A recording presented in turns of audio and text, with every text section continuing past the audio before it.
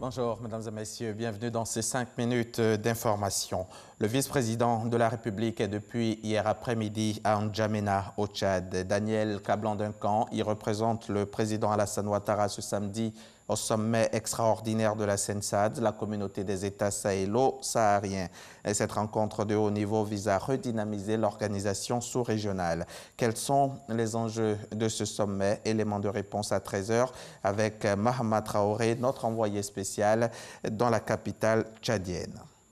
La deuxième édition de l'Université d'été des professionnels de la gestion des projets de développement aura lieu du 8 au 12 juillet prochain. L'information a été donnée récemment au cours d'une conférence de presse organisée par le Réseau africain des professionnels de la gestion des projets et de développement. L'objectif de cette université d'été est de renforcer les capacités des gestionnaires de projets, c'est-à-dire la collectivité locale, l'administration publique, le secteur privé. Le ministre de la Santé et de l'Hygiène publique, Aka Awele, vient d'annoncer la tenue d'un dialogue national sur le financement de la santé. L'événement, qui est à sa première édition, se tiendra du 15 au 18 avril prochain, ici à Abidjan. Il réunira tous les acteurs du système sanitaire et partenaires au développement. Il s'agira donc de mobiliser les ressources nécessaires afin d'améliorer l'accès aux soins de santé en Côte d'Ivoire. On en parle avec Godefroy Okambawa. 1600 milliards de francs CFA, c'est le montant que doit mobiliser l'État de Côte d'Ivoire pour améliorer le système sanitaire. Pour ce faire, un dialogue national sur le financement de la santé se tiendra ici à Abidjan du 15 au 18 avril prochain. La première du genre en Côte d'Ivoire. Pour des réponses efficaces aux problèmes sanitaires rencontrés, le gouvernement a entrepris, à travers le ministère de la Santé et de l'Hygiène publique, de nombreuses réformes.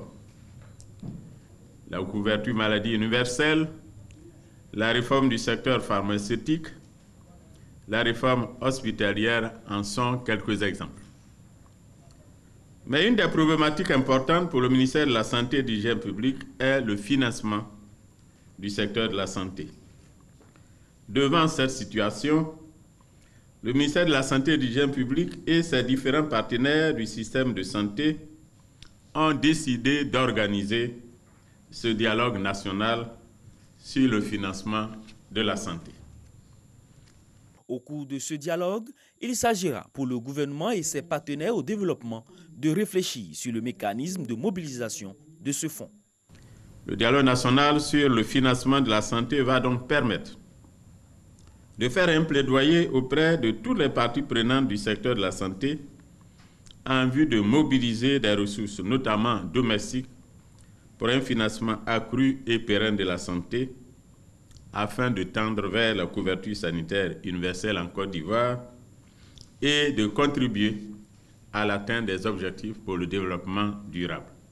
Son Excellence, Monsieur le Président de la République, procédera à la clôture du dialogue par un message fort en faveur de la mobilisation des ressources pour le financement de la santé pour une meilleure santé des populations.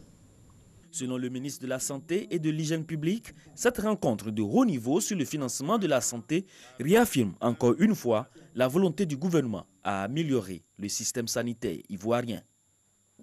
Le tirage au sort de la CAN 2019 n'a pas épargné l'équipe de Côte d'Ivoire ce 12 avril à Gizeh. Les Ivoiriens se retrouvent dans le groupe D avec les Marocains et les Sud-Africains.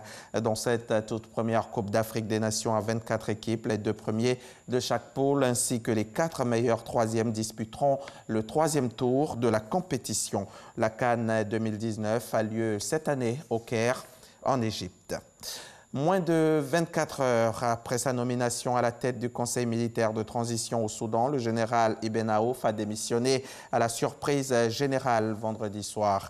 Il a été remplacé par l'ancien chef d'état-major Abdel Fattah Abdelrahman Bourhan, une personnalité plus consensuelle.